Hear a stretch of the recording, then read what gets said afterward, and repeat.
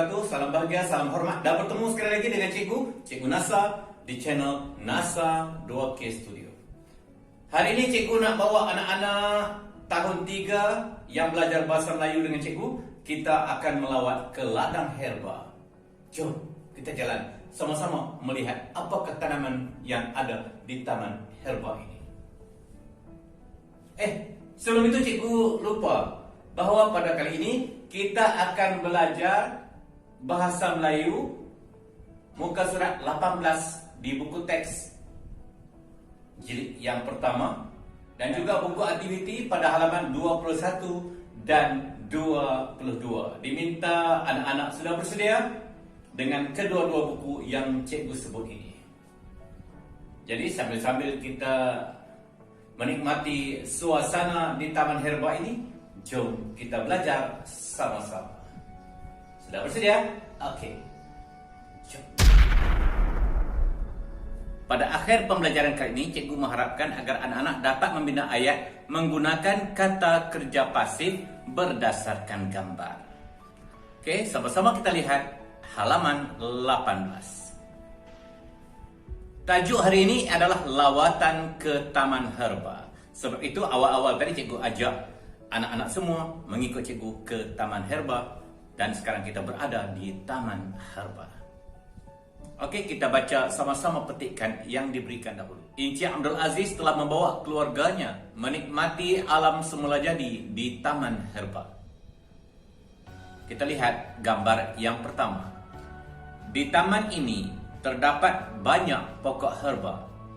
Penerangan tentang pokok herba ini diberikan oleh pegawai pertanian.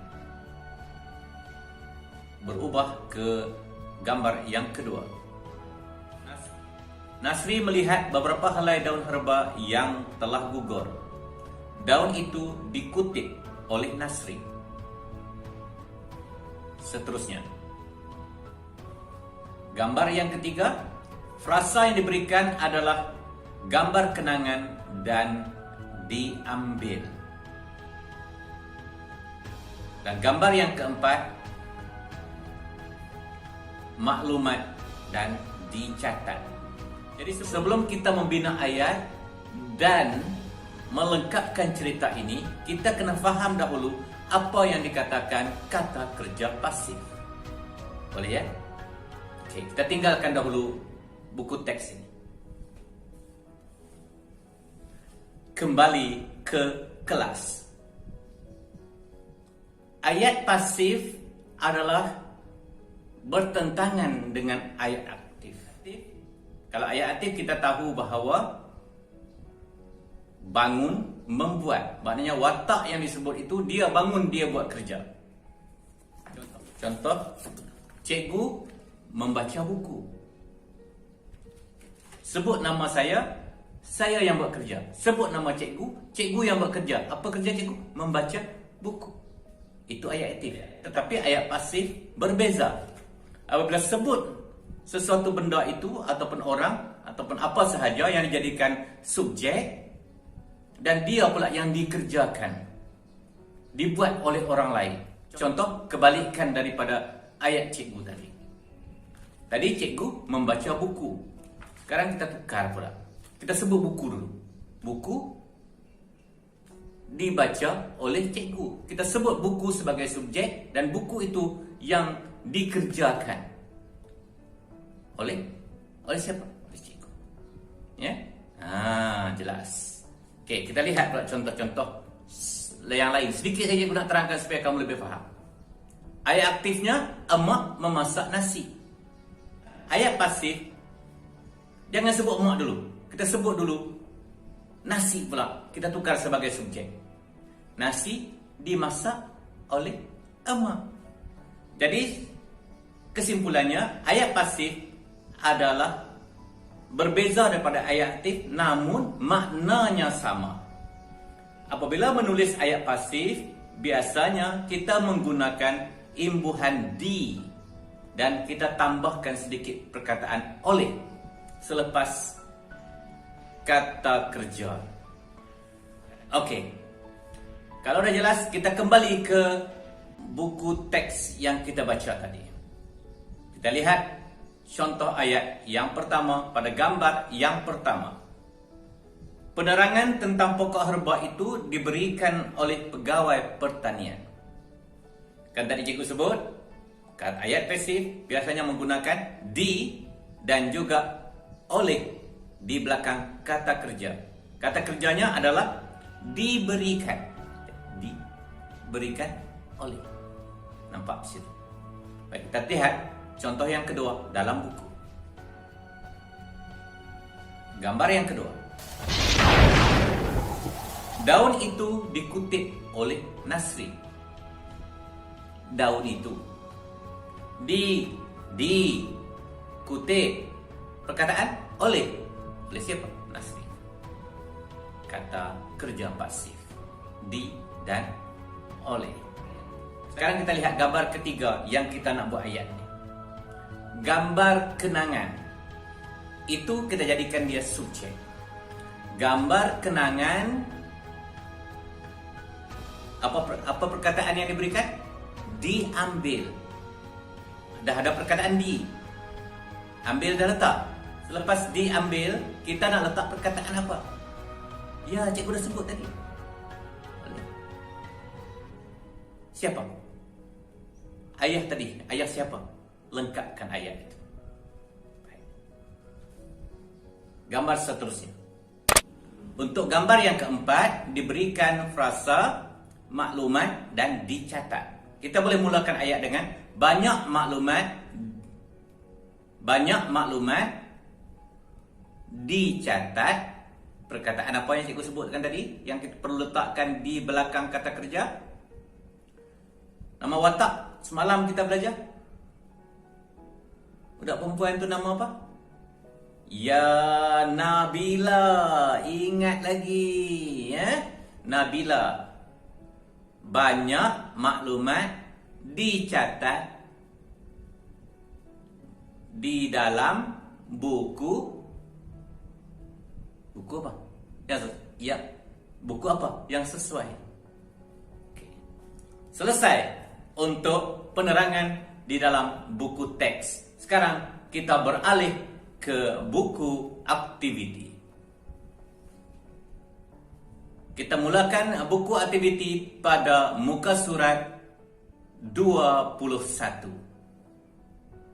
Gambar yang pertama. Perkataan yang diberikan adalah ditemani. Siapa yang ditemani? Nabila ke nenek? Pilih satu. Ditemani. Perkataan yang perlu kita letakkan selepas kata kerja? Cucunya tu. Kita letakkan cucunya di belakang. Letak nama orang tua tu dulu. Ditemani. Perkataannya.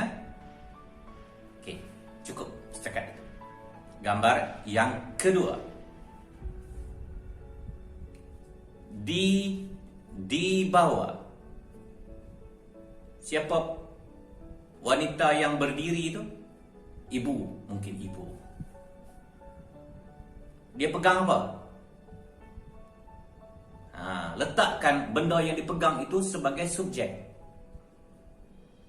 Gunakan penjodoh bilangan sejambak. Sejambak dibawa. Perkataan selepas kata kerja, letakkan nama orang yang bawa bunga. Okey. Mudah, ayat-ayat mudah, ya. Baik. Gambar yang ketiga.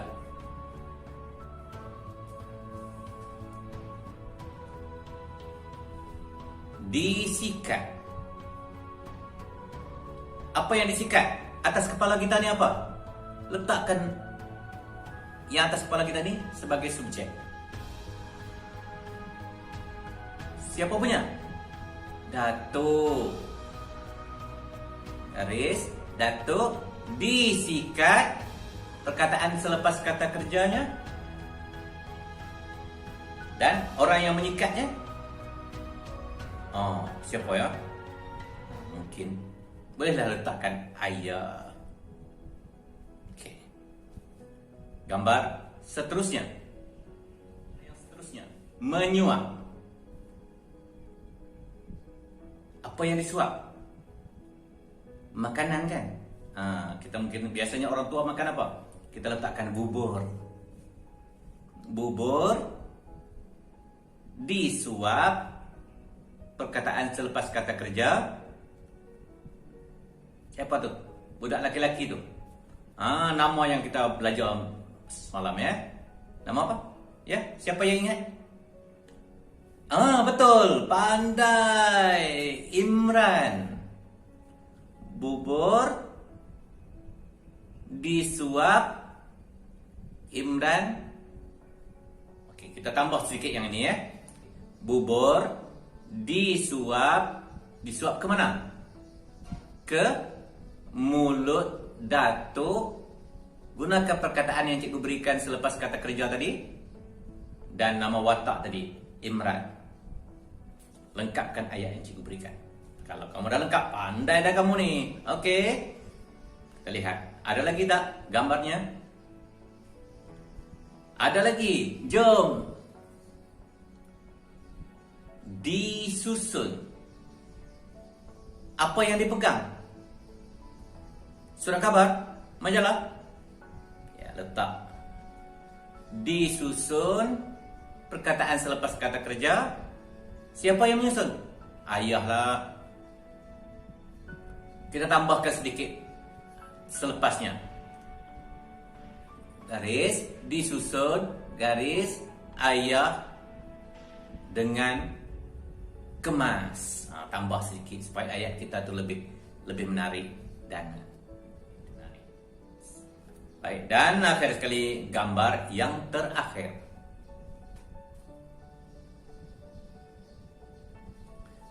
Dihidangkan.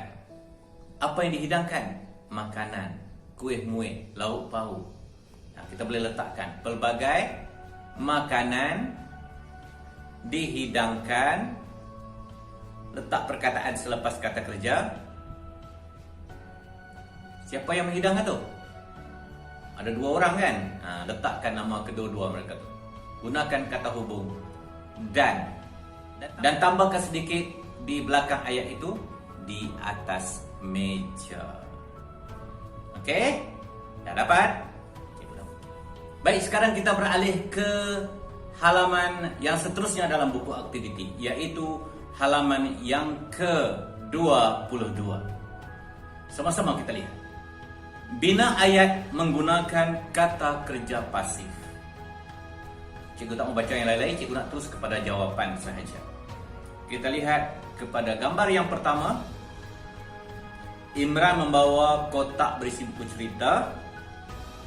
Ayat aktifnya, dan seperti mana kata awal-awal tadi, ayat pasif adalah terbalik daripada ayat aktif, namun maknanya sama. Kalau dia kata membawa kotak, kita mesti letakkan kotaknya di hadapan. Kotak berisi buku cerita. Membawa, kita kena tukarkan imbuhan mem itu menjadi, tadi cikgu sebut, beri cikgu bercontoh dulu, di. Mem kita buang, kita ganti dengan di. Jadi dibawa dan oleh. Jangan lupa. Ya, okey. Seterusnya, ayat aktifnya, Irman, Faiz dan Irmi membaca buku cerita. Kita nak letakkan apa pula sebagai subjek? Buku cerita. Buku cerita membaca, mem kena tukar, ganti dengan di. Betul. Dibaca. Okey, perkataan selepasnya, dan letak balik nama orang yang baca buku tadi. Okey. Seterusnya, Imran memberikan buku cerita kepada Faiz. Buku cerita memberikan, mem kena tukar dengan perkataan. Letakkan perkataan selepas kata kerja. Siapa yang bagi buku dan siapa yang terima buku. Kamu sambung di belakangnya. Gambar selanjutnya, Faiz membuat tabung. Kita tukarkan. Kalau tadi Faiz duduk di depan, sekarang ni letak apa di depan? Membuat, kena tukarkan jadi. Jangan lupa perkataan oleh. Kalau tadi dia duduk di depan, watak itu kita letak di belakang sekali. Okay. Dan akhir sekali kita kena bina dulu ayat aktif. Di kena tukar dengan meng. Dihadiahkan jadi menghadiahkan. Siapa yang buat tadi? Siapa yang buat tabung tadi? Faiz. Faiz menghadiahkan. Hadiahkan apa? Kepada siapa? Selesai ayat aktif. Bila nak tukar kepada ayat pasif, benda tu dulu. Dihadiahkan, letak perkataan daripada siapa kepada siapa. Jelas ya, no? Okey. Cikgu rasa dah cukup jelas. Cikgu terangkan apa yang dikatakan ayat pasif dan juga bagaimana cara kita nak menjawab latihan di dalam buku aktiviti. Dan sekiranya kamu menghadapi apa-apa masalah, boleh hubungi cikgu. Untuk anak-anak yang cikgu ajar, senanglah mereka dapat menghubungi cikgu terus. Bagi anak-anak dari sekolah lain, daripada negeri lain yang sentiasa mengikuti pembelajaran bahasa Melayu daripada cikgu, cikgu ucapkan berbanyak terima kasih. Dan sekiranya ada apa-apa masalah yang kamu tak jelas, boleh kamu tinggalkan pesanan di ruangan komen. InsyaAllah cikgu akan cuba menjawabnya sebaik mungkin. Okey, cikgu rasa setakat itu dahulu untuk kali ini. Sampai kita jumpa lagi. Assalamualaikum warahmatullahi wabarakatuh.